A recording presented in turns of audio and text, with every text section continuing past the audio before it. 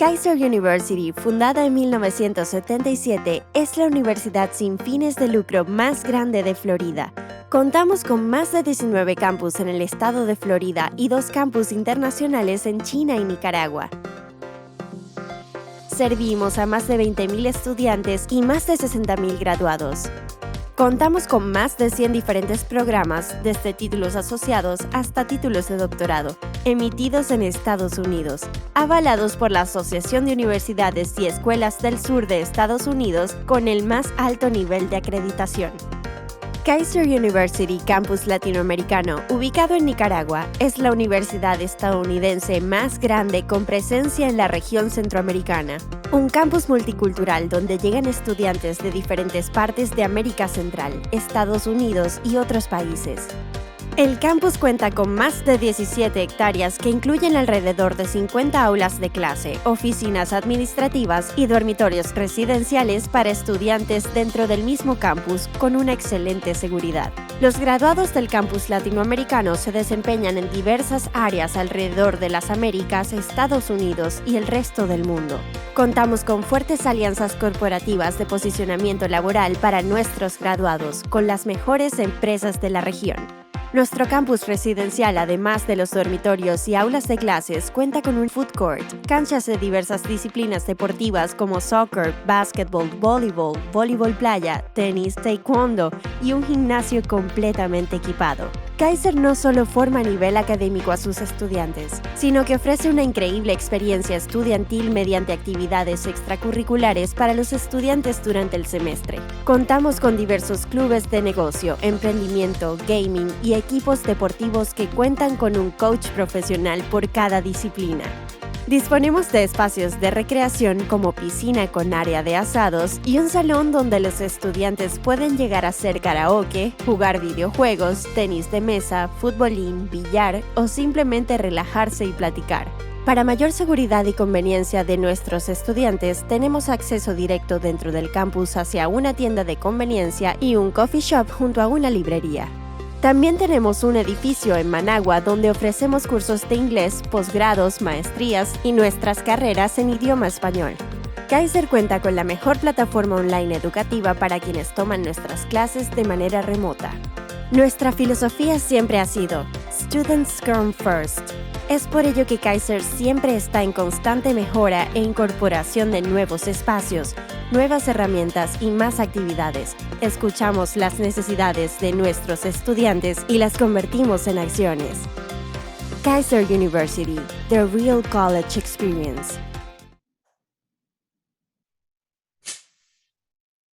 Muy buenas tardes, les saluda Maylin Rojas, directora de posgrados de Kaiser University. Estamos súper contentos de contar con su participación al webinar Claves para el abastecimiento estratégico en un entorno disruptivo.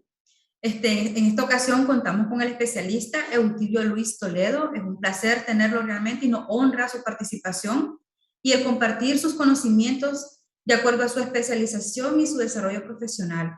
Eutilio Toledo es ingeniero químico de la Universidad Carabobo, Venezuela. Es máster en gerencia operacional de Estados Unidos. También es un asesor, consultor y empresario relacionado con gestión de las operaciones, logística y gerencia de la cadena de abastecimiento.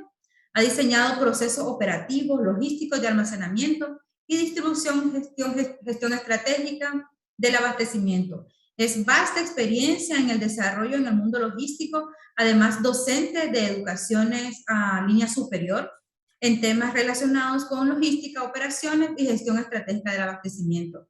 Realmente nos enorgullece que sea el especialista que nos va a compartir estas claves importantísimas para todo el entorno que estamos viviendo hoy, del entorno empresarial.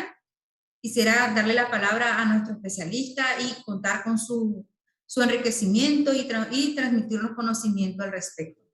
Bienvenido, Eutilio. Muchas gracias, Meli, muy amable, muy gentiles tus palabras en el momento de esta introducción a nuestro webinar del día de hoy, claves para el abastecimiento estratégico. El tema específicamente de abastecimiento estratégico, el tiempo de disrupción que estamos viviendo, sin lugar a dudas, introduce muchas variables que son menester que las tengamos en cuenta quienes nos dedicamos desde el punto de vista profesional y empresarial a todo lo que es manejar algo tan complejo como es la cadena de abastecimiento. Estos tiempos de disrupción, si bien es cierto, vienen a potenciarse con la llegada de la pandemia del COVID-19, no quiere decir de que en momentos previos, por decirlo de alguna manera figurada, ya teníamos las primeras indicaciones de que esto iba a suceder. El cambio tecnológico, la integración multinacional y la globalización fueron, si se quiere, los primeros pasos que se dieron y que fomentaron mucho de esta disrupción que hoy en día estamos viviendo, ¿no? Entonces, lo importante en este sentido no es solamente el tener presente que eso se está verificando, sino cuáles podrían ser las posiciones que podríamos tomar de forma tal de ir caminando de alguna manera en este nuevo entorno, en esta nueva realidad que llegó para quedarse. En este sentido, nuestra ponencia del día de hoy pasa por un esquema que el doctor Martin Christopher, hacia finales del siglo XX, en su libro Logística de la cadena del abastecimiento, planteó como una posibilidad que hoy en día es una realidad, que es el hecho de que las cadenas de suministro, las cadenas de abastecimiento cada vez van a ser, y de hecho sí son, de características muy ágiles. Necesitan tener una gran agilidad para poder adaptarse y para poder trabajar en un entorno de permanente cambio. El doctor Christopher basó este concepto en elementos que ya en ese tiempo se vislumbraban como datos bastante consistentes de lo que iba a suceder. Por ejemplo, la virtualidad. Ya hoy día es imposible no tener en cuenta el tema virtual, el tema de conectividad, el tema de el Internet de las cosas y si se quiere un tanto más allá, el Internet dentro de la vida común de nosotros quienes estamos por lo menos en este planeta, y eso requirió que entonces ya las cadenas de suministro empezaran a alinearse con ese proceso de virtualidad.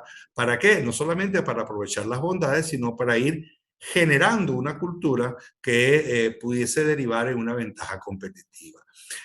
La red de contactos ya en aquel momento, inclusive cuando el doctor Christopher hace mención de esta aparición de Twitter, existía ni WhatsApp. Imagínense todo lo que ha venido ocurriendo a raíz de su aparición. Y por supuesto, esa sensibilidad del mercado que es tan necesaria para poder manejar un ambiente disruptivo. De forma tal que esto ha generado en las cadenas de abastecimiento la necesidad de integrarse, pero integrarse no solamente desde el punto de vista procesal, lo cual es algo que ya desde los años 60 y 70 venía ocurriendo, sino integrarse en la metodología, en la sincronización, en la armonización sobre el sustento de una cadena de suministro ágil. Y esta integración que colocamos en este gráfico nos da una idea bastante cierta y bastante cercana a cuál va a ser este encuentro de dos mundos para convertirse en uno solo. Cada vez más el proceso de compras, que es quizás como nosotros coloquialmente denominamos al abastecimiento, se va a ir convirtiendo en un proceso de abastecimiento. O sea, al hablar de proceso ya no estamos hablando solamente de una acción operacional, sino estamos hablando de analizar los gastos, analizar la demanda, tener una estrategia para el suministro. Necesitamos que la negociación con los proveedores ya no sea simplemente una acción netamente comercial, sino que lleve a cabo muchas interrelaciones que se requieren para poder hacer sincronización y armonización en este ambiente disruptivo.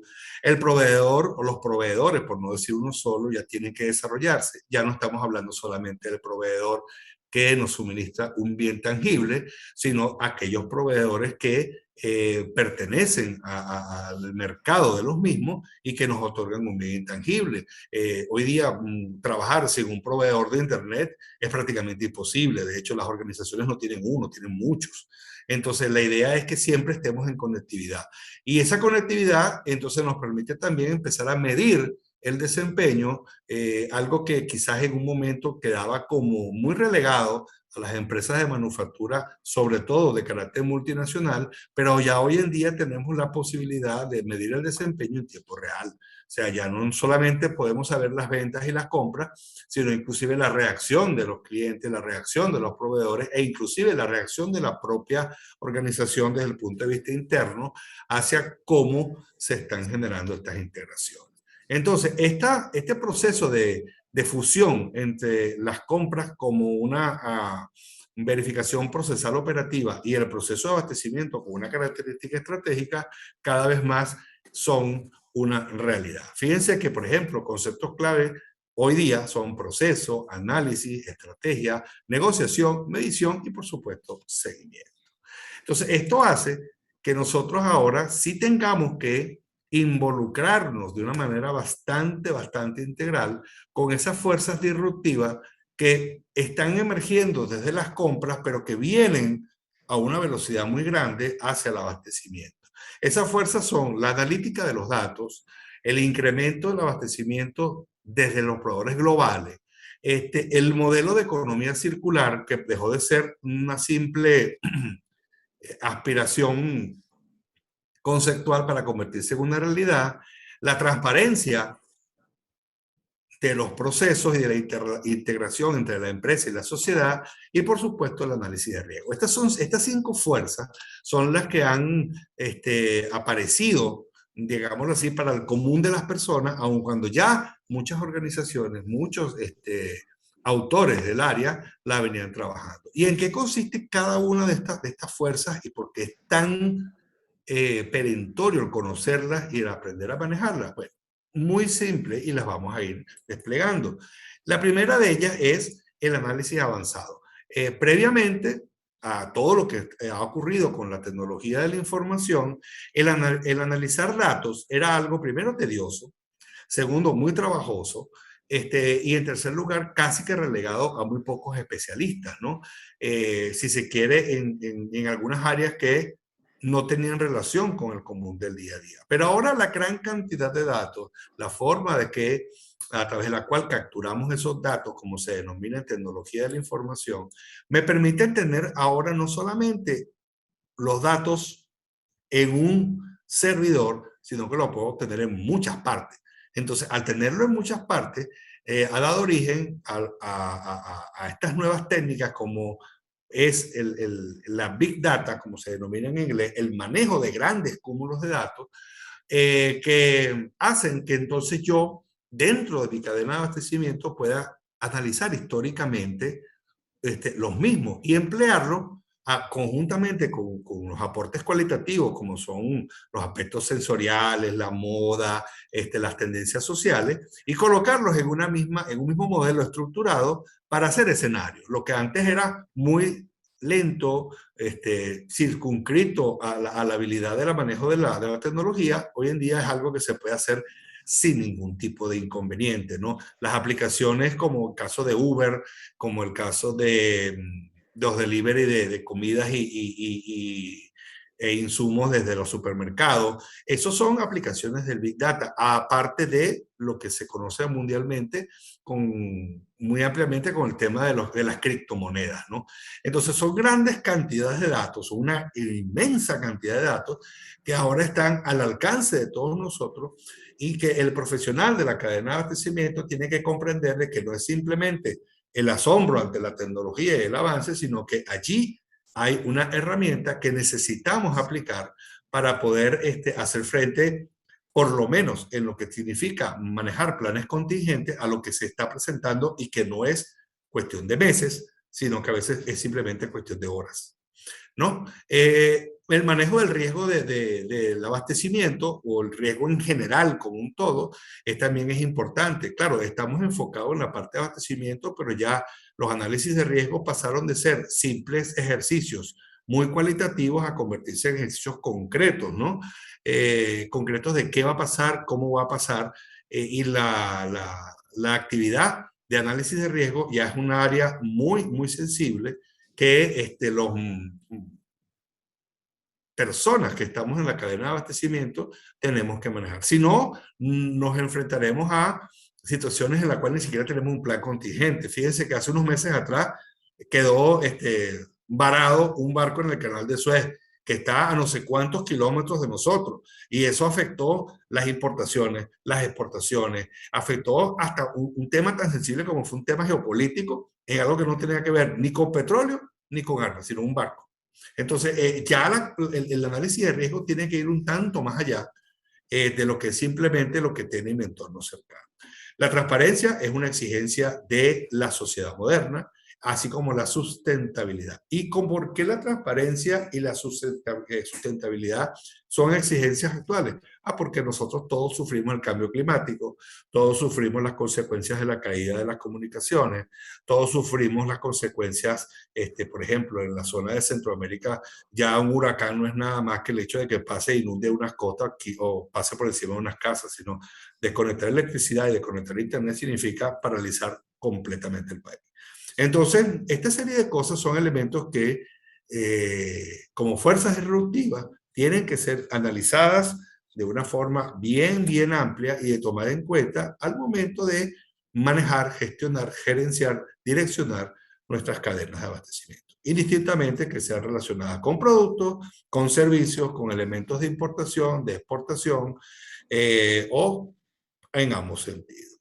De forma tal que los grandes retos que tenemos los profesionales del área hoy en día es, tenemos que comprender, no juzgar, sino comprender los cambios, ¿no? Ya no es un tema de experiencia, ya no es un tema de agilidad por juventud, es una combinación de factores que hay que comprenderlos de una manera integral, ¿verdad? No solamente de una manera conceptual o teórica, sino de una manera integral de aplicación práctica, porque cosas que suceden están muy relacionadas con estas fuerzas y necesitan ser comprendidas en su totalidad y su integridad, sin sesgo, y por todo lo contrario, con mucha mente asertiva, porque eso va a brindar la diferencia. De igual manera, tener claro y muy presente de que esto no pasa mientras dormimos, esto pasa en directo. O sea, si nosotros hoy tenemos las 2:20 de la tarde aproximadamente, son 12 horas más adelante en Japón y allá están pasando otras cosas que nos van a afectar dentro de 15 minutos. Entonces, eso tiene que estar bastante presente y no pensar de que porque un país está muy lejos del otro no lo va a afectar. No, todo se va a afectar. ¿Por qué? Porque la integración global, donde primero comenzó y donde va a seguir creciendo, es precisamente en las cadenas de abastecimiento. Y entender de que esto no es suave. O sea, esto no va a ser paulatino. La realidad del cambio se patentiza de una forma violenta para nuestros estándares. Entonces, así como se patentiza de una forma violenta, nosotros tenemos que prepararnos de una manera integral para poder hacer frente a esta realidad, porque no sabemos en qué momento va a ocurrir. No tenemos la ventaja que ocurrió a finales del siglo XIX, principio del siglo XX, cuando los cambios tecnológicos estaban prácticamente atados de muchas limitaciones físicas en cuanto a disponibilidad de materias primas, distancias, conocimiento. No, hoy en día esto pasa inmediatamente, en tiempo real y de una manera muy fuerte, ¿no? Comentaba previamente, antes de conversar acá, el efecto que tuvo la caída de Facebook, Instagram y Twitter el día lunes, y cómo inmediatamente eso afectó no solamente la rentabilidad de la corporación que las maneja, sino afectó inmediatamente muchas decisiones que tenían que haberse tomado en ese momento. Entonces, la realidad de los cambios no nos va a pedir permiso, en lo más mínimo. Si se quiere, lo más cerca que hemos estado de algo parecido fue cuando durante el inicio del Renacimiento se inventó la imprenta y los libros pasaron de ser una exclusividad de algunos pocos a una realidad de muchos.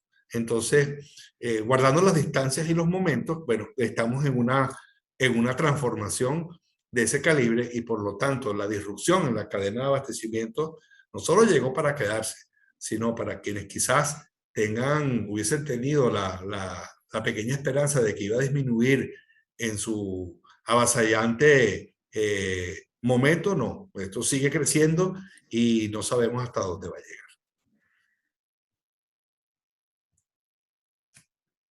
Bueno, estamos acá, ¿verdad? También para compartir, para que ustedes puedan hacer sus preguntas, y si tienen algún aporte, también es muy bienvenido, porque indudablemente que mientras más información podamos intercambiar, mejor nos podemos colocar en contexto para este tema, primero tan interesante y por lo menos en mi caso muy apasionante.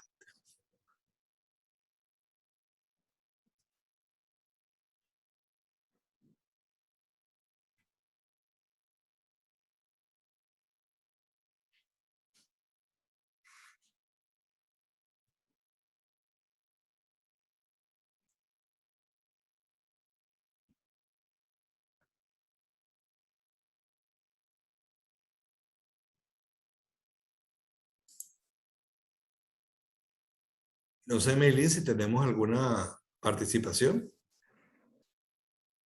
Hola, profesor. Estoy recopilando algunas consultas. Déjeme de hacer, ya le hago partícipe de una de ellas. ¿Cómo no?